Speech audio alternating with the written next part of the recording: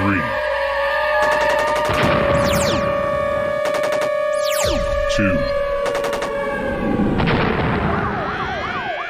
1.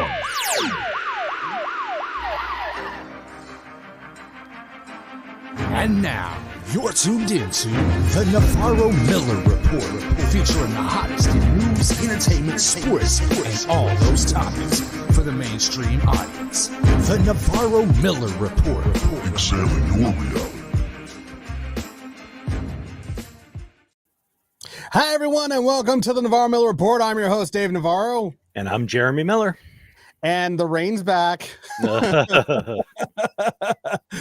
Man, when Punxsutawney Phil said that there's going to be 6 more weeks of winter, he wasn't kidding. He really wasn't kidding. For once, he was very correct. And it's pouring. It's pouring, damn it. Oh, well. What are you going to do? You know, I mean, aside from trying to avoid LA traffic and those that, you know, are afraid of the rain. Oh my God, why is it raining so much, for the love of crying? LA, we know this. LA drivers, you spit on the road in front of them and they freak out. So this is causing havoc. That's right. I think I saw on social media that they're trying to cancel the rain.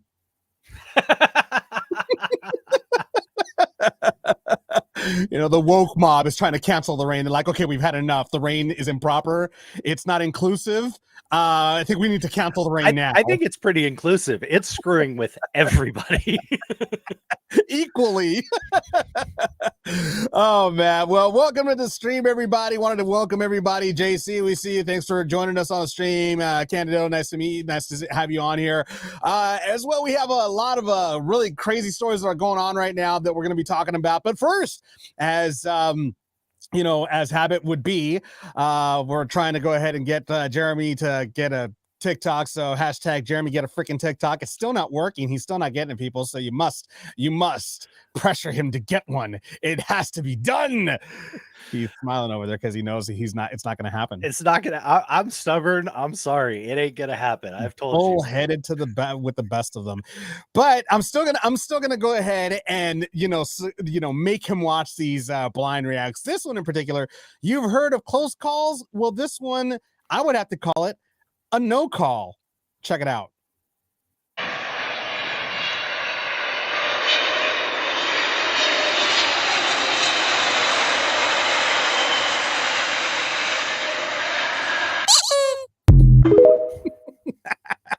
Gotcha. That's pretty good. Nice shot angle too. It looked very believable. Yeah. When I saw it the first time, I was like, oh my God. I hate you all. That's a great shot angle. I actually, one of the men my mom was dating when I was younger, actually was majorly into those, gas engine powered model planes that they hand built and everything else. And I'll tell you, when you see those guys flying them around the park or in the areas they are, if you're a ways away, you cannot tell that that's a little model. Yeah, I mean, you can't. They're built to specification. You have no clue. So that was pretty funny. Oh yeah, no. When I saw it the first time, I was like, "Is that real?" I was like, "How are they just standing there so calmly looking at it?" I'm like, that's why. Okay, I get it now. This next clip that I got for you, it has to do with a conversation that it was overheard by this young lady right here. So check out what she heard. So I was lining up to get coffee today, and there was 2 men in front of me, and they were talking about their wives. And the first man was describing his wife as an angel, and the second man's response was, "Aren't you lucky? Mine's is still alive."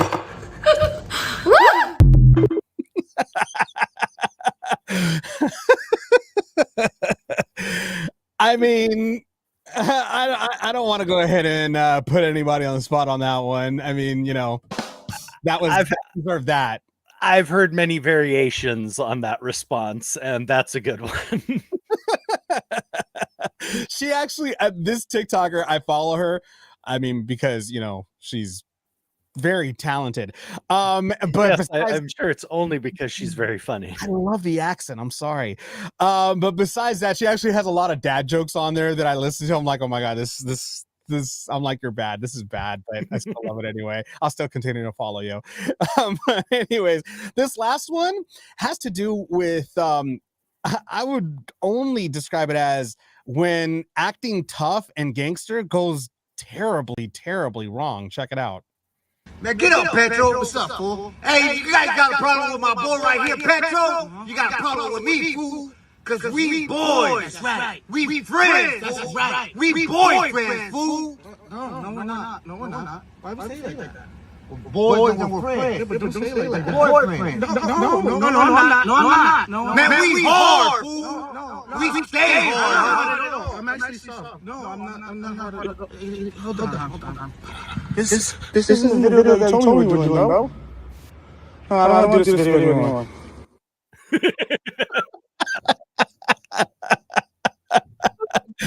Oh, okay. He's your boy. He's your friend. He's your boyfriend. I mean, and they stay hard. I mean, except for him, he wasn't hard at all. He's like, no, I'm not hard at all. Not even a little bit. No, I'm soft. I'm not. Oh, that's a great reaction.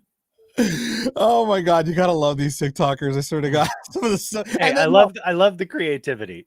No, the reaction I love the most is that as soon as he said we're boyfriends, he went from his bandana all the way down. I was like, wait a minute, what? He's like, no, that's not what we are. He flipped so quick on that one. Oh my God, what a way I wasn't sure which direction that whole thing was going. Either way would have been hysterical. Oh my God, what a way to start our Friday. Hopefully everybody's having a great Friday. We're doing the best we can over here, trying to make sure that we make you laugh going into the weekend. And we got some crazy stories to talk about for you to start off your weekend. Starting off with, there's a rumor on social media right now having to do with a zombie virus that I guess scientists have discovered. Now, we're here to go ahead and clear up what that actually means. So it's been on CNN. TikTokers have been like, oh my God, it's the end of the world. Instagram has been posted. Okay, so bottom line is that scientists have discovered viruses that have been pretty much like it's stuck in ice because of permafrost in various European countries because where it stays cold. Now, because of global warming, the ice is melted and these viruses have pretty much are active, and a lot of virologists are afraid that this might turn into a pandemic. Now, here's the thing: what people need to understand is that these are viruses that are actually dead, that have come back to life or something like that, right, Jeremy? Dead or dormant, basically put into hibernation. That's why they're calling them zombie viruses, because these viruses are essentially coming back from the dead. But, you have with the whole, zombie apocalypse, BS and all that other stuff, you have all these people hearing this who don't read what it's actually about and are stirring up a lot of chaos on social media, claiming that they found viruses that are going to create the zombies that are going to wipe us out and all this other crap. And that's not what this is about in any way, shape, or form. Like you said, the viruses have been essentially dead, or in a more scientific term, dormant, in hibernation. And now that they're beginning to thaw, they can actually come alive and be virulent and infectious again. And this has been talked about for many, many years by a lot of the people who've been talking about climate change. This is one of the big worries, because areas that were highly populated, that have kept permafrost or some certain amount of ice. I mean, they've already discovered things like this in the cavemen and the other people that they've discovered in glaciers and things like that. Now, thankfully, whatever they had stayed dormant, but we don't know. As this changes, as the earth heats, as we start losing all of this ice, we start losing the ice packs, we start losing, the permafrost and all those other things. There is stuff that is alive, or at least can become alive in there. And it's an issue. It could infect entire areas that are near it just as it melts. So it's something we're going to have to keep an eye on. But folks, please don't click on the clickbait. Don't lose your minds. It has nothing to do with zombies. I mean, it's funny because even I was kind of like, I was a little bit like, what? I was like, I saw this on social media and I was like, no, I was like, that, no way. I was like, really? Are we getting to that point? Then I did my research, as a good journalist should, and I actually read the articles and I read what actually is. And it's like, this is not, I'm like, you people are dumb. Like, why are you going to go ahead and put that as your caption or as your headline? Oh, zombie virus and zombie. Come on. All you're doing is creating hysteria, and you're creating more conspiracy theorists. You're creating more people that are going to come out and be like, oh, the government is hiding this and they're going to inject us all. And come on. This is how crap like this gets started to begin with. It definitely lays the groundwork. So, let's not jump on this, folks. That would be great. That would be fantastic. But the good thing is that at the very least, these scientists are trying to stay on top of it. Mm-hmm. They're trying to make sure they contain it because, it is a danger. It still does pose a potential danger. They don't know how serious the danger could be. Scientists, that's the reason why they're taking these samples to study them and see just how dangerous these viruses can actually be towards the population. Well, and that's one of the things as well. These areas of high ice pack and permafrost and all those types of things are not highly populated anymore.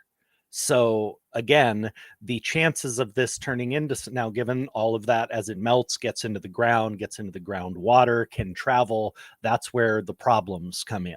So yes, it's a really good thing these scientists are trying to stay on top of it, trying to see what level of danger this might rise to.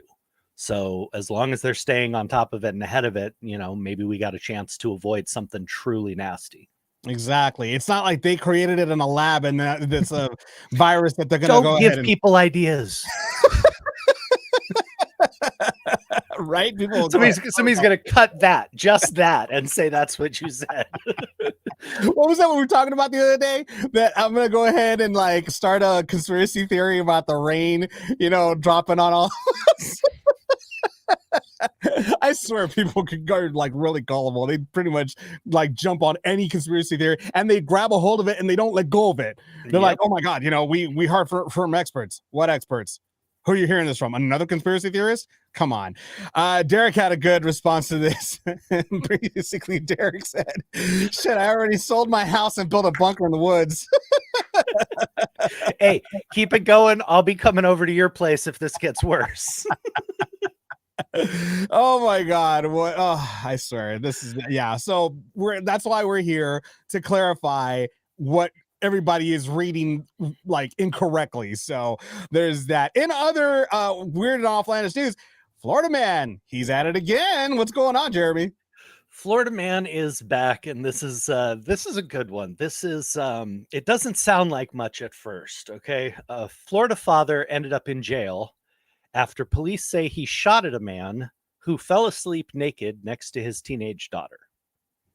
Just fell asleep. Yes. Now, this is the backstory. The homeowner and his roommates who rent out the other room from him, a man and a woman, partied all night and got heavily drunk. The father and these people got trashed. The roommate woke up in the middle of the night, had to pee, and drunkenly went into the wrong room and crawled in bed. There was a woman in bed. He has a woman in bed in his room. He just crawled into bed, passed out. The poor teenage girl woke up to a naked man in her bed. She got up, went to her father, and told him what was going on. The naked man was then woken by his partner screaming at him, "You drunk asshole, you're in the wrong bed. You're in the wrong room. You're not in your room." So they got up, ran into their room, and the father came with a gun, pounding on the door, yelling, "I'm going to kill you," and unleashed 4 shots through the door. Oh my God. So he is being charged with assault with aggravated assault, 2 counts of aggravated assault with a deadly weapon, and shooting into an occupied dwelling. Now, here's the thing. I know a lot of us with kids, a lot of us who have daughters, when you hear that first line and you hear naked man in bed with teenage woman, you're thinking, I'd have shot him too. But I'm sorry, this is on the dad. You were okay with letting these people and helping these people get hammered, blind, drunk in the house with your teenage daughter.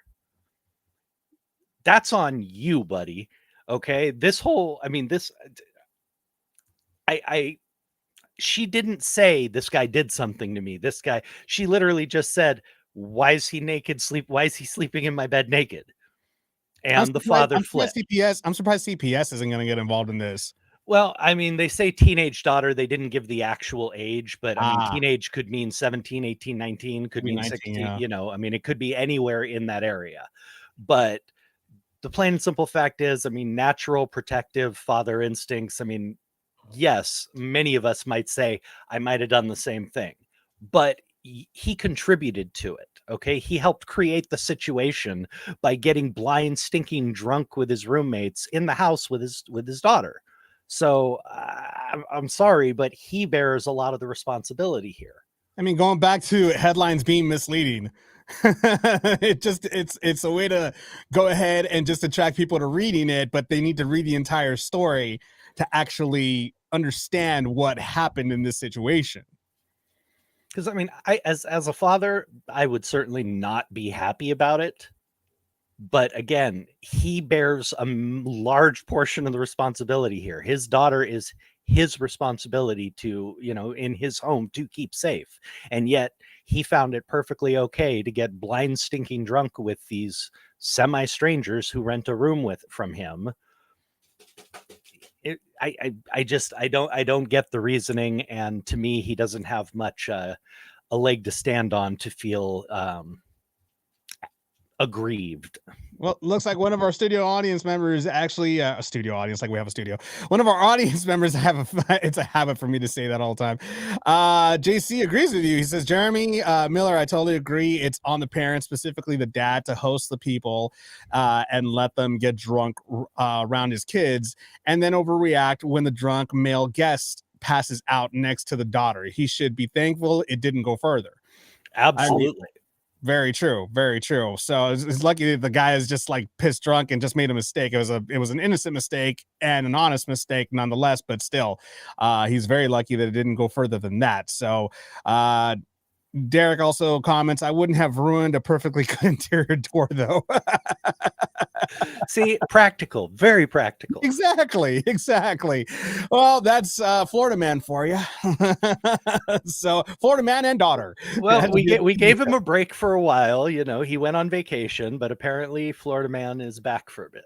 Exactly. Only I say, sorry, they should make it a TV show. Florida man and daughter.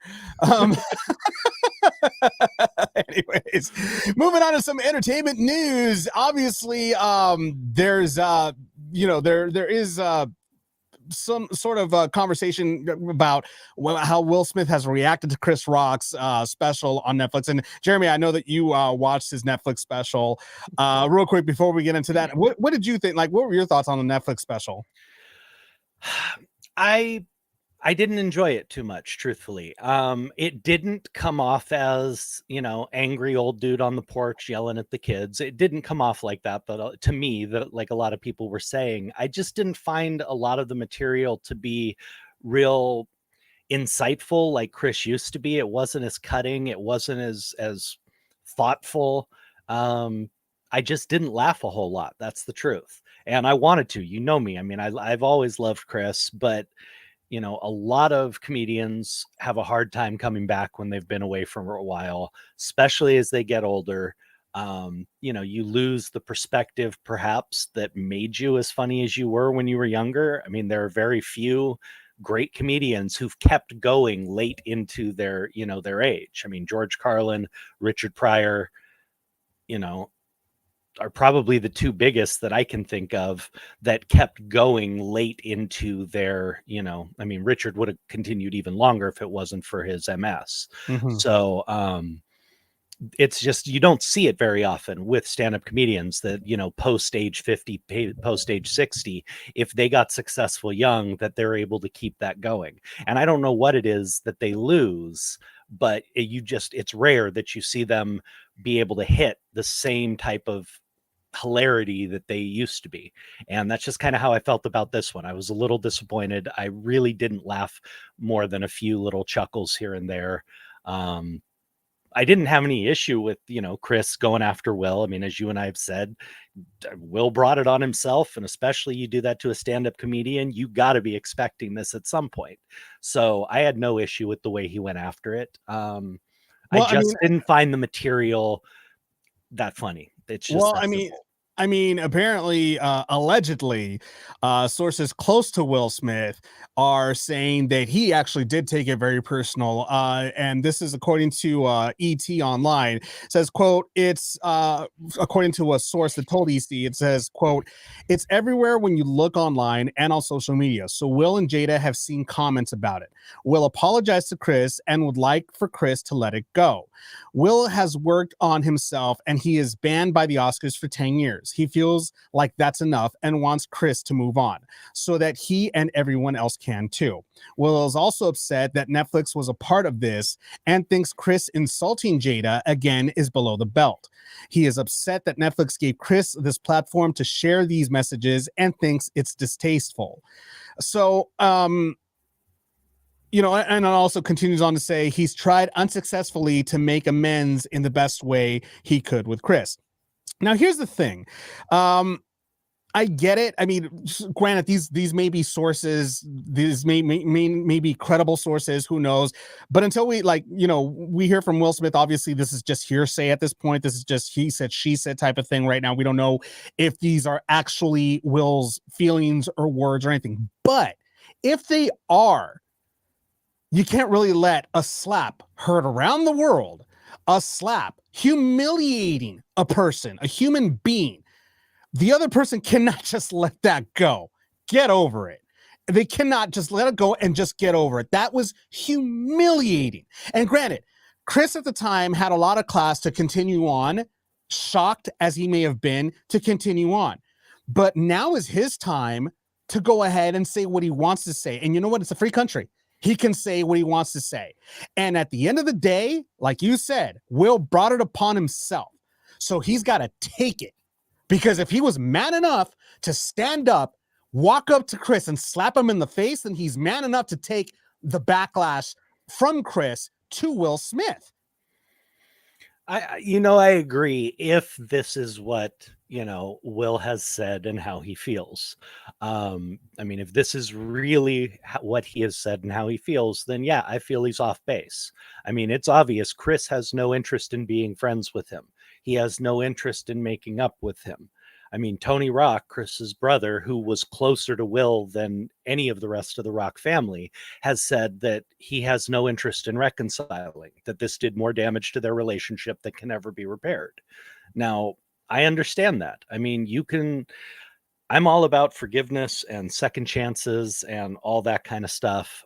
But when people cross a line that you can't get past, you can forgive, but it doesn't mean you want that person in your life or be a part of your life. That's just flat out. And my issue with this is none of these people are saying Will said this. All they're saying is, Will feels this way, Will feels that way.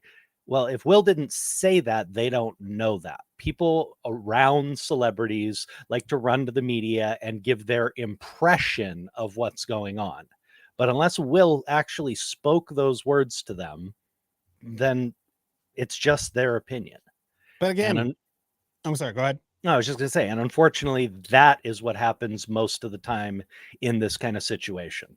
I would hope Will would just suck it up, keep his mouth shut, and move forward. If he really wants to just move forward, that's the way to do it. Suck it up, shut up, do not respond, and move forward. And in reference to that, if in fact Will feels that Chris should move on, then guess what, Will? You should move on from what Chris is saying too. Exactly. Practice what you preach, my friend, because that's just the way it's going to go. You need to let it roll off your back. I will say this. The whole thing about if that's what he said. But again, they're not saying Will said this, but the whole thing No, that that's going it. after Jada is below the belt again. Well, Jada was the one who decided to put all of their business out there. And that was the distinction that Chris made. Chris said flat out, I would not be talking about this. I would not bring this particular issue up. They brought it up, and I have to, respond to it. They put their dirty laundry out there for everybody to see.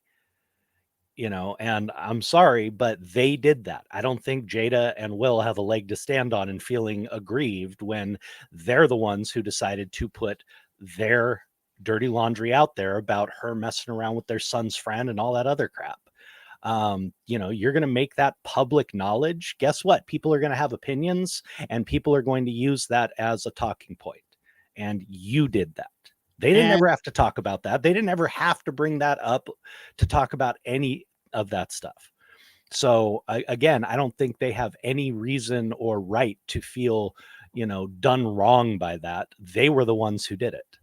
And to just add to that, I mean, at that point, when you decide to air out your private life, your marital issues and all of that, I don't think that you really have the right to demand terms and conditions as to how people should react or talk about what you just put out there.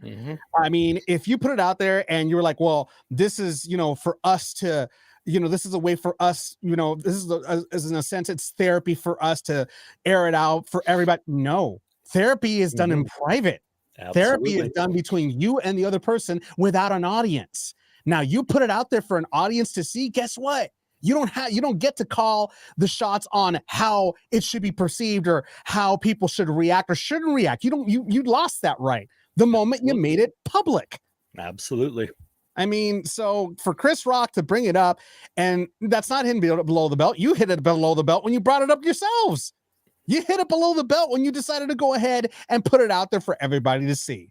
I mean, come on, you can't have your cake and eat it too. You made your bed, now you got to sleep on it. And so many other cliches that go with this. I was going to say, do you have any others we can run through? I mean, that go with this particular situation. So there, that's my take on that. I mean, and again, I mean, I personally would like to hear Will's personal response to this, but hopefully he will do exactly what you just said and exactly what he preaches and just let it go. Move on. I mean, in time, this will be, obviously, this is etched in history books, and in time, it'll go away. But for right now, it's still a hot topic. And guess what? You got to deal with it. I mean, it's been a year over, but, you still got to deal with it. It is what it is. Actually, before we move on, I want to see what our audience has to, JC actually has something to say here. He says, for Will Smith, this is a perfect example of don't do the crime if you can't do the time. There's another one. I missed that cliche too. I love our listeners. You guys keep us on our toes. Right? Because he did what he did, and now he is paying for it. At least Rock didn't press charges, for which Smith should be grateful. It's just jokes and remarks versus fines and jail time. Yeah. I agree with that as well. So, I mean... And on that topic, you and I have talked about it. I mean, given it may have been that he felt more comfortable doing it to Chris, knowing he was much bigger than him, probably a much better fighter, all of that. But had Will done this to the wrong person, Will ends up getting beaten through the floor by somebody or very well shot. I mean, if he went after the wrong person, rapper who's not, a show, who's real, this could have ended in a lot of really horrific ways for him. So again, you're getting ragged on and you're getting embarrassed by a comedian. What did you expect? And Jimmy Kimmel, actually, he's hosting the Oscars this year. He actually said, he's like, I wish somebody comes up to me and slaps me. See what happens. Just see what happens if you try that with me. He actually mentioned something like that, in an interview. So, we'll I mean, it is what it is. Will, get over it. Jada, get over it. Everybody, the Smith family, get over it. I mean, that's just that's the only Gotta thing. move forward now. Gotta move forward now. And we're moving forward as well. In other entertainment news, Jenna Ortega is in talks to possibly star in the new Beetlejuice 2 movie, which is said to more than likely be directed by Tim Burton himself. So Tim Burton might come back to direct it, which would be pretty cool. And she is in talks to possibly play Winona Ryder's character Lydia in the movie, to play her daughter in Beetlejuice 2, which I think that's actually a really good cast right there, because Jenna kind of looks like she could be related to Lydia in Beetlejuice 2. So I'm kind of curious to see where they would go with that. Personally, I'm hoping that they bring back, obviously, Michael Keaton as Beetlejuice, because, we talked about this. There's no one else that could play that part better than Michael Keaton. It's, well, not to rag on Will Smith, but it's kind of like replacing Robin Williams as the genie. It makes no sense. You can't replace somebody who literally created the greatest performance for that role. If Tim Burton's involved, I'm really excited to see this. Just from sheer nostalgia point, if Tim Burton's directing, I absolutely have to see it. Even if Michael doesn't end up being a part of it, I would probably see it just from nostalgia. I mean, Beetlejuice was one of my favorite films as a kid. I still remember seeing it in the theaters. I remember going multiple times to see it in the theaters. I remember rewatching the VHS so many times that the VHS almost wore out. So I would definitely want to see it. And I think Jenna Ortega, I mean, it all depends on what they do with the character, but she does have a look that could easily kind of favor Lydia in that, Winona's character. And I like it. I mean, who else would you want to go with? I mean, you could probably throw out plenty of other good actresses, but do they look enough like her?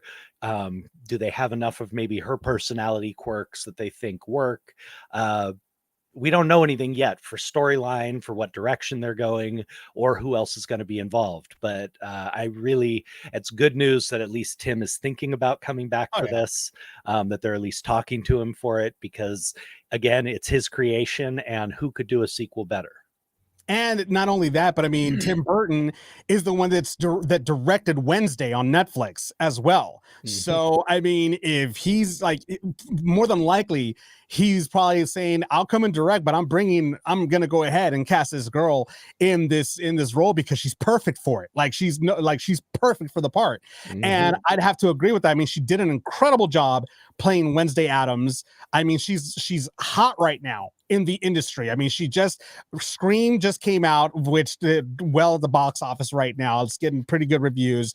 I mean, yeah, I know your feelings on that. But right now, Jenna Ortega is a hot topic right now. A lot of people are taking notice with her as an actress and everything. So for her to go from that to Scream to now Beetlejuice, that's going to be a great career move for her, in my opinion. And I mean, we have conversation from our audience, and right now, Deborah says, actually, she said it was a great, like she said, it was a great movie though. However, Beetlejuice did scare her, and I gotta agree. I mean, when I was younger, when they did the whole like monsters and they turned themselves into monsters, that freaked me out a little. I'm like, oh my god, it's so freaky, Or when he turned into that snake. When Beetlejuice turned into the snake, he looked at like an evil snake. It was weird. It's so freaking demonic. And so, but that's Tim Burton for you. And I was a little bit older, than you when that came out. I also had been watching, zombie flicks and some of the most just brutal horror anybody had ever seen since I was like 8 years old. Yeah. So it did not have that effect on me. I took it for what it was. It was one of my favorite comedies, with kind of a weird, spooky vibe of all time. I mean, I loved that film. And as a kid, it probably was my favorite movie. But no, it did not. There were no jump scares for me in that movie or any real creepiness that I had an issue with. But again, I was also a little bit older. So you're the type of person that laughed when you watched Fright Night, didn't you? Absolutely. You're a freaking weirdo. Absolutely. What's wrong with you? Fright Night scared the crap out of me. But again, you're older than I am, so yeah, it's the age difference. You know, It does make a difference. It does make a difference. I mean, seeing Return of the Living Dead at 9 years old was probably the one that scared me the most, and the reason was that one of the crew members on our show, who was a stand-in, actually starred in Return of the Living Dead. He was one of the punk rock group. He was the one with the mohawk who gets his brain eaten. Seeing my friend get ripped apart by zombies and have someone bite into his skull as he's screaming freaked me the hell out. Even though I know he's an actor, I know it's not real. I know I'm going to go on set in 2 days and he's going to be there. He's not dead. But it messed with my mind seeing that. Still messed you up a little bit. Yeah. Oh, it did. And then he was no help, because he would call the house and, brains. Like, you asshole. Click. That is so messed up. That's awesome. I like this guy. Anyways, well, I mean, it's almost like my mom. She actually told me that the one horror film because she loves scary movies. My mom just loves scary movies, but the one movie that ruined her for all other horror movies from future days to come was The Exorcist. That was the one movie that destroyed scary. Like, she could not, she was freaked out by The Exorcist. A lot of Catholics, especially devout Catholics, I never saw it, ended up messed up from that film. And I'll tell you right now, it is, even today, if you're not good with horror, that film will mess you up. Yeah, I'm good with that. I'm good with that. It's still one of my favorites, but there is that. I've always said, people who have and were raised in a more religious upbringing, be it Catholic or any other denomination, when they're raised with demons and things like that being more than just on the screen, being something that's tangible and real to them, they tend to find that type of horror more frightening. Now, I was raised mostly Mormon. We don't get into a lot of that stuff. I didn't have that same sort of built-in fear. The movies that got me more often than not were the real life horror movies, the movies about serial killers and things like that. Because again, I lived through the Night Stalker serial killer. He murdered a 90-year-old woman, raped and murdered a 90-year-old woman, not 3 blocks from my house. So those are the movies that mess with me, and still to this day as an adult will give me the chills and give me the creeps, are ones that are horror films based on something that we really see every day in our daily lives. Those are the ones that mess me up. But again, like Joni, who was raised with a very religious upbringing, you get into the demons and the exorcisms and any of that kind of, those are the ones that just terrify her. Because, well, I mean, the other reason too is because it was based on a true story. Because I guess the author lived next door to everything that happened, and I guess they recorded. I don't know, but that scares the hell out of me. There's a new one out. There's a new one out called The Pope's Exorcist with Gerard Butler. Yeah, with Gerard Butler. That fascinates me. It looks absolutely terrifying. Oh yeah, I mean, it really does. It looks, I mean, I think I might have found a film that can really freak me. I haven't seen one that has freaked me out in a long time, but I got to tell you, I saw the previews for that and I just had chills running up and down my spine. I saw it too. I was like, this looks interesting, actually. I'm not gonna lie, it actually looks pretty interesting when I saw the previews for it. And yeah, we got looks like this conversation we're having right now on the stream right now. JC's actually, you brought up your age, Jeremy, and JC actually has a question for you. He says, Jeremy Miller, you talk about age. You are a year older than me, and you look like you quit aging in your late 20s. Love to learn your secret. Really? Really, JC? I mean, thank you, JC. I appreciate about 100 or so. So, yeah, we don't listen to you. Thank you, JC. What is your secret? Honestly, I have no clue because I did not stay out of the sun. I did not do any of the things that you're supposed to do. I mean, I was a beach baby growing up who barely wore. I mean, my mother always put sunscreen on me, but I always had kind of an olive skin, so I never really burned. I didn't put a lot of sunscreen on. I was always out in the sun. I was always out playing sports. I have no clue. I drink a lot of water. That's about the only guess I have, is that I've always been a water drinker. Other than that, I don't have a clue because I have abused my body. I ought to look like the Crypt Keeper by now. You shut up. Come on, you can't say that and not expect you to say anything. What? Why? You're so close. I was like, oh, Ah, God, you know me too well. Deborah also has a comment actually about a scary movie. She said she cried in House on Haunted Hill. That one, I saw that one. It wasn't so bad for me. I actually was okay with that one. Again, it's one of those things where I'm more afraid, like you, I'm more afraid of movies that can actually be real. Like it actually can happen. And as a Catholic, I mean, and especially with that new movie about the Pope, that whole thing, that is scary. Quick correction too. It's not Gerard Butler. It's Russell Crowe. Russell Crowe, you're right about that. Sorry, I always get those two mixed up all the time too because they look very similar. Especially when they grow out their beards and stuff, they do have a lot of similarities. Yes, I mean, I got to tell you, I saw the previews for it. I'm actually intrigued. I'm very intrigued. Although I'm probably going to be scared shitless when I watch the damn thing. I'm probably like, never mind. I want to get out of here. Sorry, I was intrigued. I'm taking you to see it in the theater. I hate you. Oh my God. Deborah is actually well, thank you very much, Deborah. I appreciate that. She said you both still look young and great. Well, Deborah, you don't have to lie to him. I'm hurt. I say nothing but nice things to you. Anyways, oh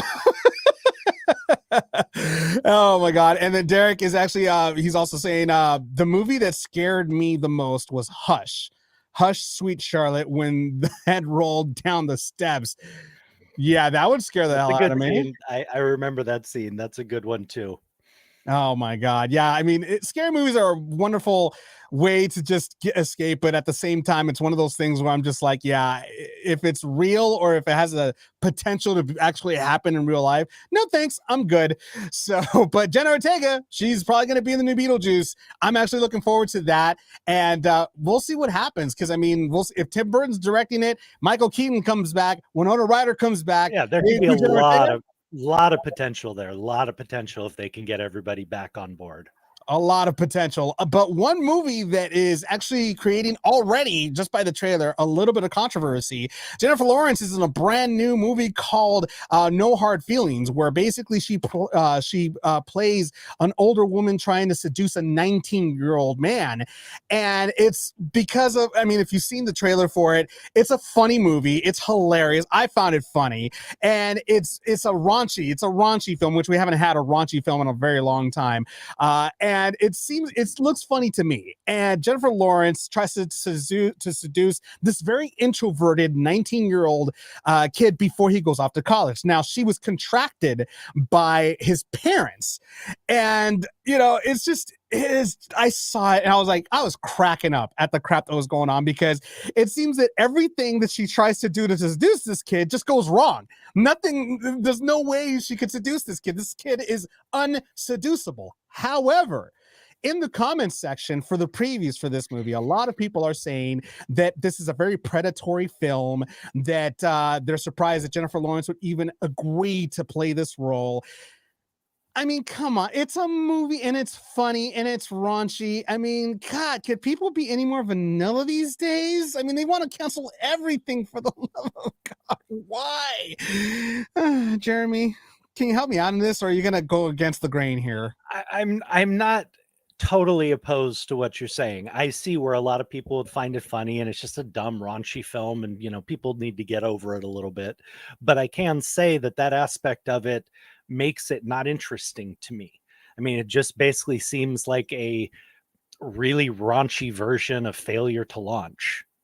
Okay. The Matthew McConaughey film that was very vapid and really had it's one of my least favorite films he ever did. It just seems like a really raunchy version of that, and it doesn't interest me. because of that aspect. I mean, why do I want to watch a woman trying to chase down a kid who obviously doesn't want it? I don't find the scenario interesting. I don't have the, oh my God, it's so horrible. And I don't find the storyline interesting. It doesn't appeal to me. I mean, for me, the only reason why it appeals to me is, one, it's Jennifer Lawrence because she's hot. But the other reason is because I actually saw some of the parts, and it's kind of funny for the comedic effect. Maybe not the story, but just for the comedic, punchlines and things like that, I would actually go see it because it seems like a funny movie. For everything else, I mean, and I get what you're saying. I get what you're saying, that you're more against it because you want something that has more substance in it, something that has more of a more of a story, but with the comedy. And I get that. I understand what you're saying. So at least you're not one of those, people that are like, oh my God, it's so predatory. It's not. It's a freaking movie. It's just raunchy. Raunchy movies are like that. Okay, they've been like that for years. I mean, look at 40-Year-Old Virgin. Now, the difference there, though, is that he was a willing participant. Okay, he was wanting to lose his virginity, but even at the beginning of the film, his buddies with their whatever, I'm going to go this way, their toxic masculinity, as everybody wants to say and get all in a huff about, are trying to push him and force him to do this. But again, it was done in a way that was interesting. It was fun. The storyline was outlandish, but also relatable. That's why I wanted to see that movie. This does not draw me in that same way. Well, in a sense, is what you're trying to say, like, and what you're saying as well, is that people are saying that this kid's being pushed. Okay, first of all, it's Jennifer Lawrence's character is trying to seduce the kid. She's not trying to force him to be with her. She's trying to convince him to be with her, trying to convince him to have relations with her. She's trying to do everything she can to say, hey kid, I'm here. You can have me, just take me here. It's okay. But she's not physically throwing herself at him, like taking off his pants, forcing his pants off. But she's not doing anything and see, that is the big distinction there. If they went that far with it, then I think people would have maybe a little bit more to be in an uproar over. I'd have a problem with that. If there's, her trying to dose him with something or any of those things that are horrific, I think, then people would have something to stand on. But right now, I think it's a lot of to do about nothing. Yeah. So, I mean, that's again, we both agree yet disagree in a sense. So it's kind of like, it's always a balance with us here. So that's how we always do it.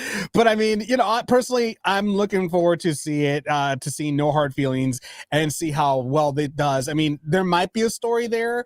I mean, we just got to see the trailer for it. There might be more meat in the story behind it. So we'll just have to wait and see what happens and go from there. We have our audience members. JC has something to say. It says, oh, Jeremy Miller, you talked about the prank on Kirk Monday. I checked it out. It was the funniest video. It was the funniest video from bloopers and you're right. Bloopers and practical jokes. Nope, yeah. You are absolutely right, JC. It was that, not America's Funniest Home Videos. Thank you for the correction.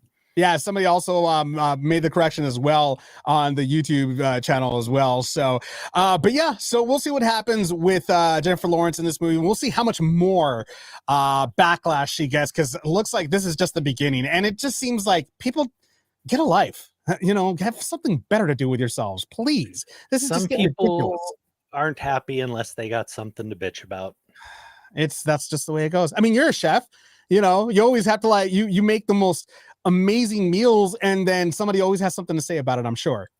It happens. I mean, it definitely happens. I mean, I had one catering event I did where I actually had a food blogger come in and tell me this was the finest meal she had ever had and wanted to get a picture with the chef. Everybody came in and commented me, and complimented me. And I came in, I woke up the next morning to a bunch of irate calls from my catering boss, who I'd taken the job from, basically saying that the hosts were absolutely livid, that my lamb was awful, that my risotto was terrible and greasy and this and that. Some people aren't happy unless they're pissed. That's a true fact. That's a true fact. Well, we'll see what happens with this movie coming to theaters very soon. In sports, Pau Gasol finally gets his Lakers jersey retired. The former LA Laker had his jersey retired earlier this week on Tuesday during the Memphis Grizzlies Lakers game. And it was a great honor. It was very emotional seeing as Kobe Bryant predicted that when Pau Gasol retires, his jersey was going to be hung up in the rafters next to his, and sure enough, that's exactly how it went down. And of course, Gasol got very emotional when he accepted this honor. He went ahead and said in his speech, quote, "I can't go on without talking about the person and the face that I don't see," referencing to Kobe Bryant. And he continues to say, "I miss him so much, like many of us do. Love him. I wish he was here with Gigi. I really do, but I think he'll be proud, and he was looking forward to this moment. I love you, brother." Honestly, this comes from the heart. Pau Gasol and Kobe Bryant were an incredible dynamic duo on the court.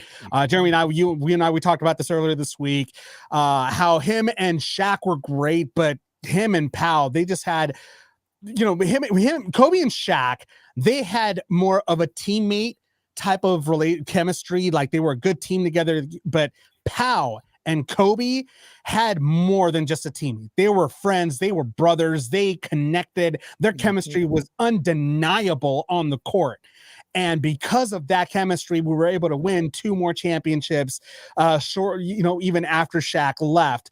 And this is something that, they had this one moment. I remember this video. I saw this video where they were talking about strategy in the locker rooms and how Kobe was telling him, if you do this, if you go this, you go there, man, we'll be unstoppable. Sure enough, they flip over to a scene where Pau kind of like does a head movement, and Kobe immediately, they were in sync. He knew exactly what he was talking about, and boom, basket, no problem. That it was their relationship. That was their friendship. That was their dynamic. And well-deserved for Pau Gasol to have his number retired right next to Kobe Bryant's number in the rafters at the cryptocurrency arena. Pau was an incredible player. He was a very, very valuable Laker. And as Kobe had said many times, the 2 most important players, in his life had been Shaq and Pau. Now, him and Shaq had both acknowledged in the later years that they both were too immature and too headstrong and too alpha male to make it work in the way they should have and the way they really could have. If you watch those early years, they had a chemistry that was right up there with just about everybody else. I mean, they knew right where the other was going to be, right where the other was going to, what the other was going to do, where they were going to throw the ball.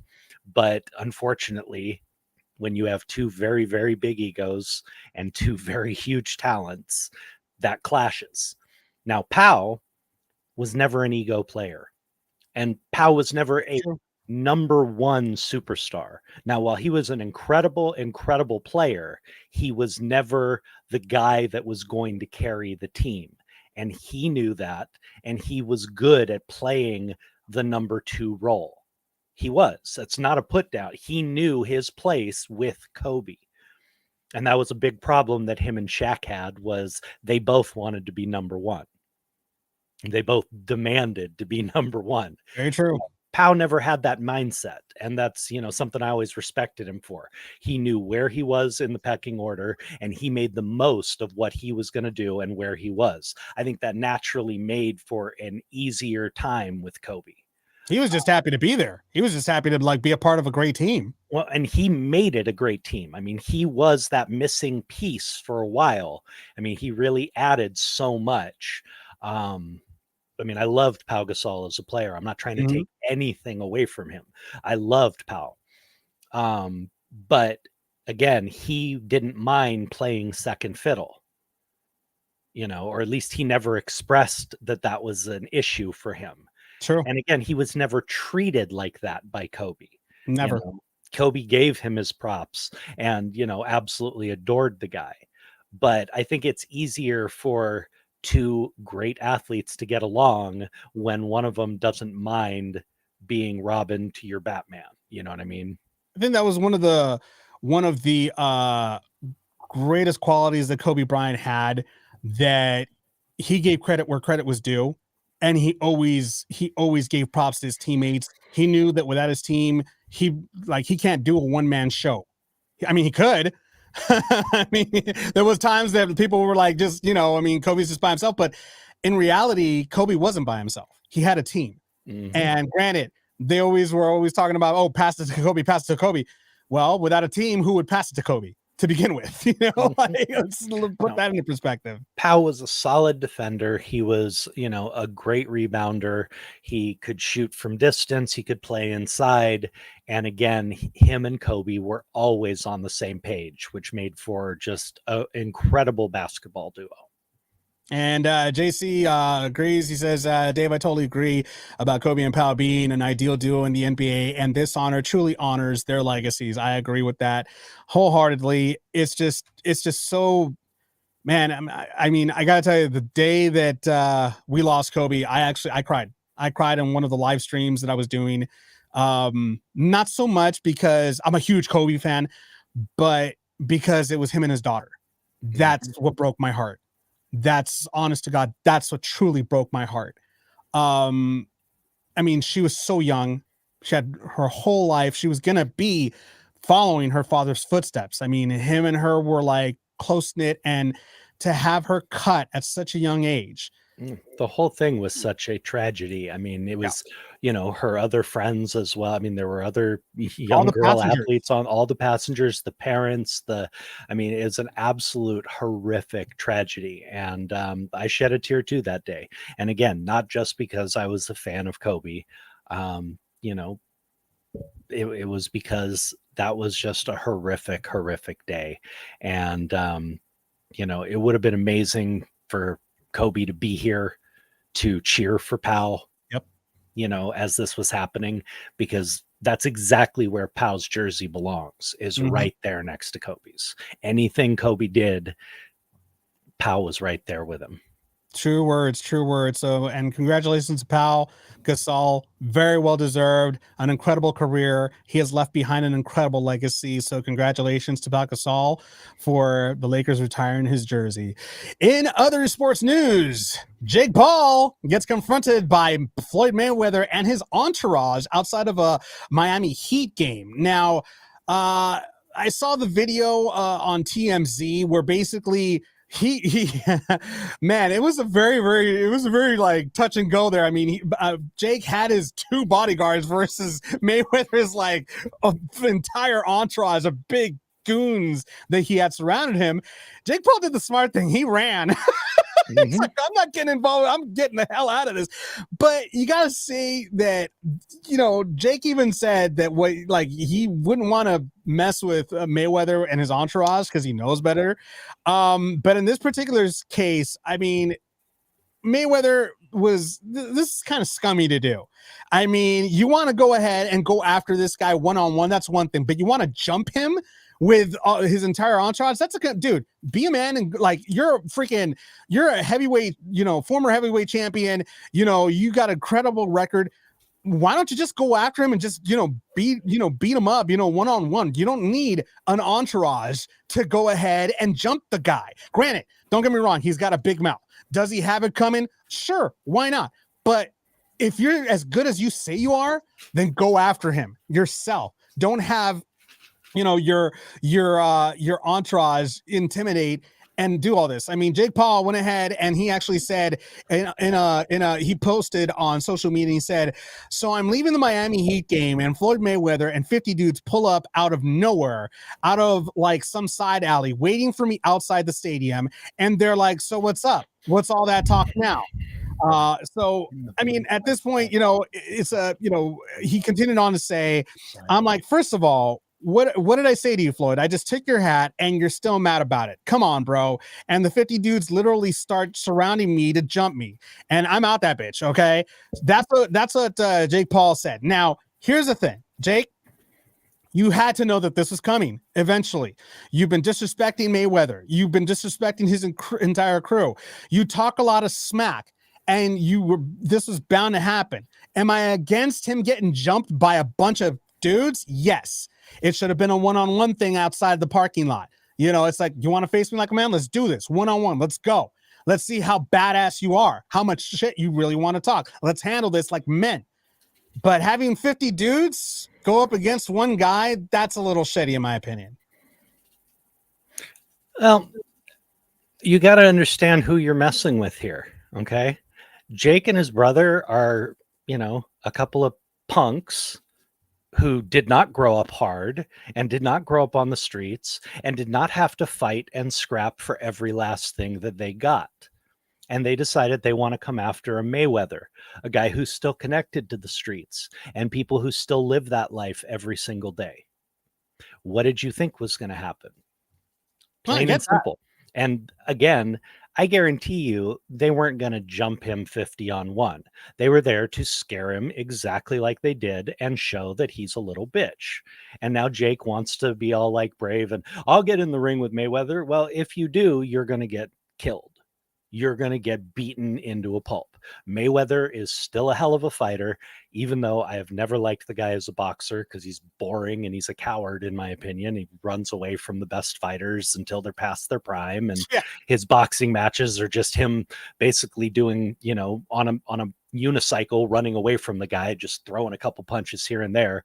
Is he quick? Is he a great defensive fighter? Absolutely. I just find him boring.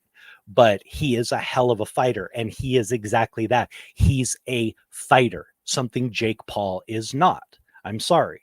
And we proved that when he went up against Fury. If you're going to disrespect a man who has made his living stepping in the ring with some of the most dangerous human beings on the planet, what did you think was going to happen?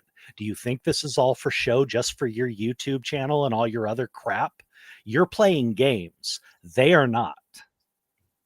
You bring up a good point, though.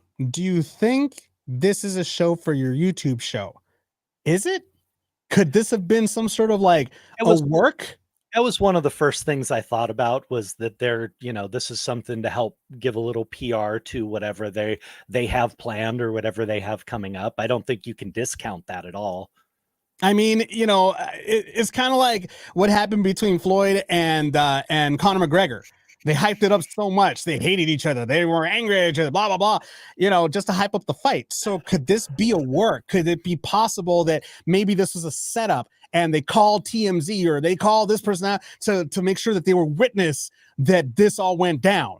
I mean, I honestly think that's very possible. I also think it's very possible that his boys, that Mayweather's boys, were like, let's go screw with this guy.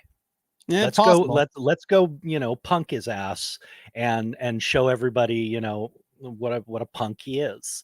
That's also very possible. But my first thought was that this is probably, you know, a work that they're doing something to promote whatever's going to happen between them down the line. But I truthfully, if Floyd comes in to fight, if this is a real beef and he comes in to fight, there's a good chance Jake Paul gets hurt. Because Paul does not have the ability to hurt Floyd. Floyd doesn't have to run. He could stand there and just pummel him. Jake could get really hurt in this fight if Floyd is. We can't really say that either, because Logan went up against Mayweather and they went the distance. Again, Mayweather was screwing around. There was no beef there. It was an exhibition fight. They're both getting paid a bunch of money. There was no animosity there. If this is a real beef, if he has real animosity towards him, I'm sorry, Floyd, even today, I'd be willing to bet a solid bit of money that Floyd will just wipe the floor with him. Well, I guess we'll just wait and see if this is a work or if this is real, if there's any charges pressed for threats or whatever. We'll just have to wait and see, because there hasn't been any criminal, any charges. I don't know, but we'll just have to wait and see and find out. Our final story for this evening has to do with the parade. I'm at this right now with the Bears trade #1 pick. Jeremy, what's going on? I mean, first of all, I'm not a Bears fan. I'm a Packers fan all the way through and through. So I'm okay with this. Well, to be honest with you, here's the thing. There's only one real catch here. The Bears are getting a huge haul for getting rid of this #1 pick. Okay. the chances, most likely, whoever got this, which it's the Carolina Panthers, are going to be going after a quarterback. 9 times out of 10, if you trade up in the draft for the number 1 pick, you're going after a quarterback because you're going after that guy who can be your franchise leader. Okay. That means they've got him picked out. Either that or they have 2 guys picked out that they feel by the time the draft comes, they're going to know which one is their new guy. The Bears are comfortable with Justin Fields. They already have a very good quarterback, a very athletic quarterback, a quarterback who came, I think, 30 yards short of breaking the all-time quarterback rushing record.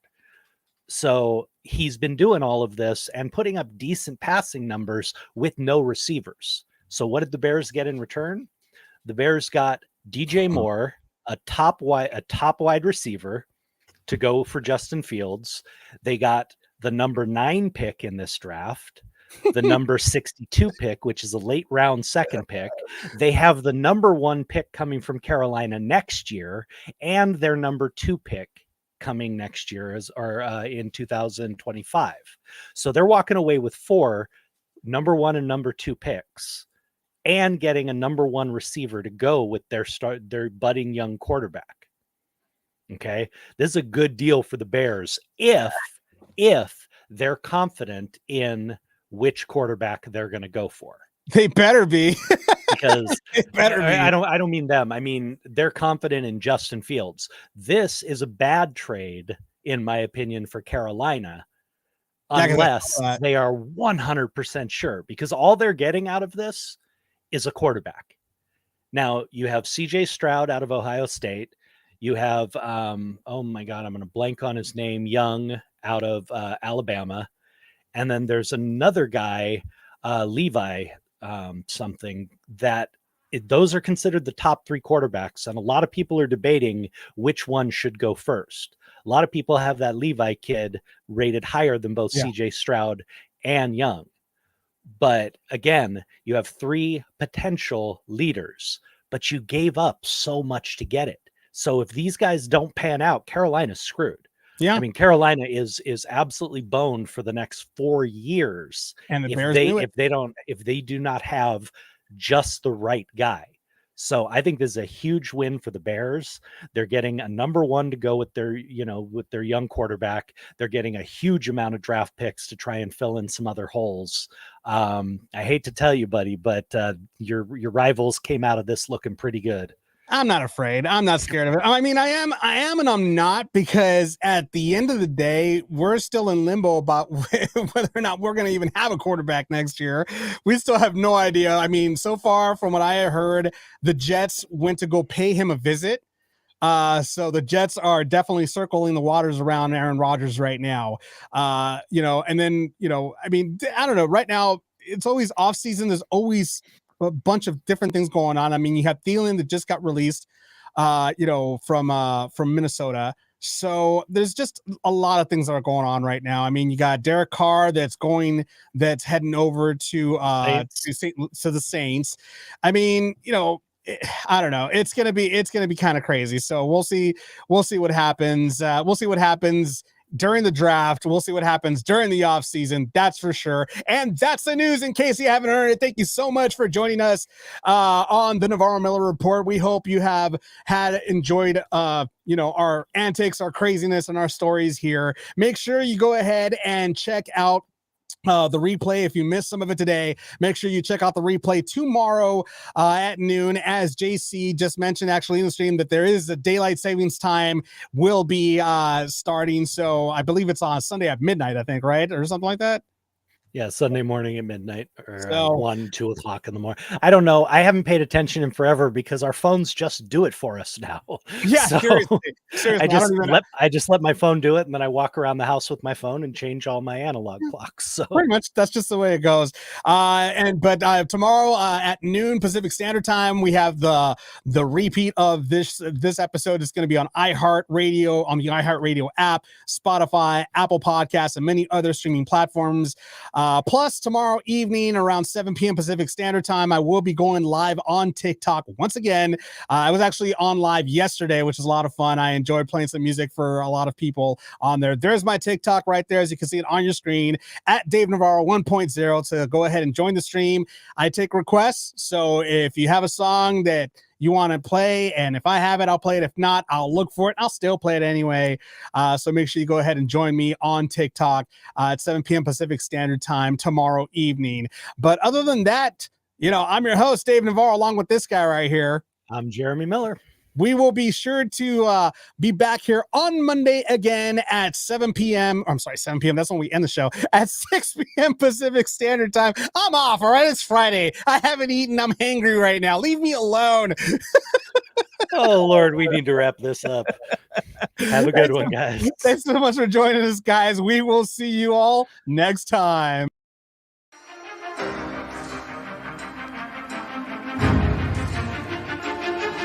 You have been listening to the Navarro-Miller Report.